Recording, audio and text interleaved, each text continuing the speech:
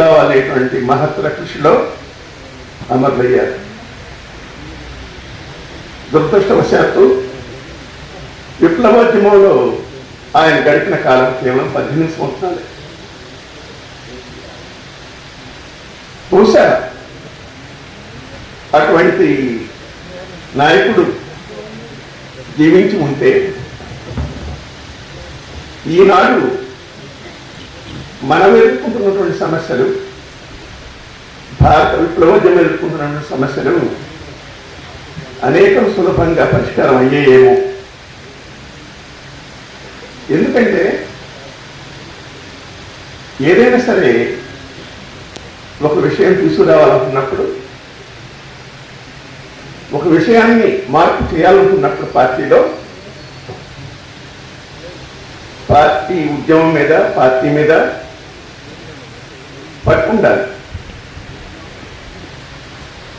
అటువంటి పట్టున్నటువంటి నాయకులు మనకి ఇప్పుడు కనిపించట్లేదు. అటువంటి నాయకుడిని అత్యంత తొందరగానే మనం కోల్పోవటం అనేటువంటిది భారత విప్లవోద్యమానికి తీరని నష్టం. ఆయన జీవితం గురించి మాట్లాడుకోవాలంటే ఆయన భారతదేశంలో విభజనదానికి వ్యతిరేకంగా, నయా విభజనదానికి వ్యతిరేకంగా, అతివాద దుస్సాహసికవాదానికి వ్యతిరేకంగా జరిగినటువంటి పోరాటాల చరిత్రగా చెప్పుకోవాల్సి వస్తుంది ఆయన గురించి మాట్లాడాలంటే. విప్లవోద్యమంలో వస్తున్నటువంటి ఆచరణలో వ్యక్తమవుతున్నటువంటి తప్పుడు ధోరణులు, మితవాద ఆచరణ, అదే సందర్భంలో విప్లవోద్యమంలో తలెత్తినటువంటి అతివాద దుందుడుకు విధానం, ప్రజలను విడిచిపెట్టి నేల విడిచి సాము చేసినటువంటి విధానం, వీటికి వ్యతిరేకంగా ఆయన నిర్విరామంగా కృషి చేశాడు. బహుశా అటువంటి కృషి ఇప్పుడున్నటువంటి నాయకుల్లో చాలా చాలా తక్కువ మంది మనకు కనిపిస్తారు. అటువంటి గొప్ప నాయకుడితోటి కలిసి పనిచేయటమే కాదు, ఒకే కమిటీలో ఉండి సహచర కామ్రేడ్స్గా పనిచేసినటువంటి అదృష్టం నాకు కలగటం నేను ఒక జీవితంలో మర్చిపోలేనటువంటి గొప్ప విషయంగా భావిస్తున్నాను. 77 నుంచి 80 దాకా మేమంతా ఒకటే కమిటీలో, రాష్ట్ర కమిటీలో పనిచేశాం. ఆయన మా నాయకుడిగా ఉన్నాడు. మనం నాయకుల్ని ఎవరిని కూడా మార్క్స్ దగ్గర నుంచి మావు దాకా, లేదా కమ్యూనిస్టు విప్లవోద్యమ నాయకుల్ని ఎవరిని కూడా దేవుళ్ళను చేయకండి.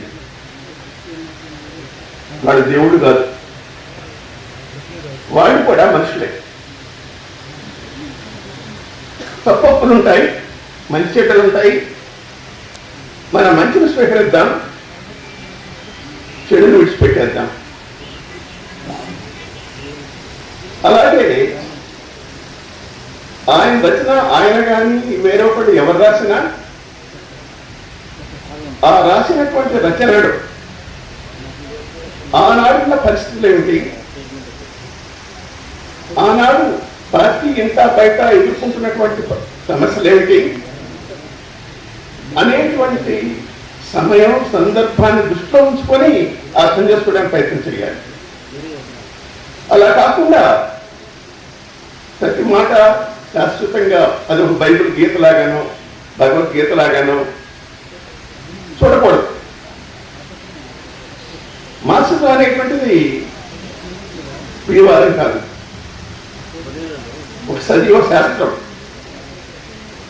అది నిరంతరం అభివృద్ధి చెందుతూనే పోతుంది. మానవ సమాజం అభివృద్ధి ఎలా జరుగుతుందో, మార్పు జరుగుతున్నాయో అలాగే పరిస్థితులు మారినటువంటి సందర్భంలో వాటికి తగిన విధంగా అవసరమైనటువంటి మార్పుల్ని చేర్పులు చేసుకుంటూ సిద్ధాంతం అభివృద్ధి చెందుతుంది, మరింత పరిపుష్టం అవుతుంది.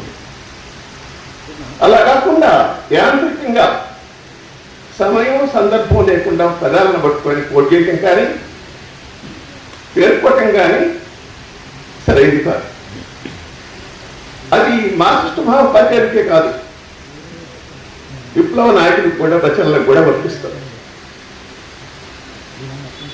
మనం సిపి గారి రచనలు చదివేటప్పుడు అర్థం చేసుకునేటప్పుడు అది ఆయన విప్లవోద్యమంలో పనిచేసినటువంటి 68 నుంచి సరిపోయేంత వరకు పనిచేసినటువంటి కాలాన్ని దృష్టిలో పెట్టుకోవాలి.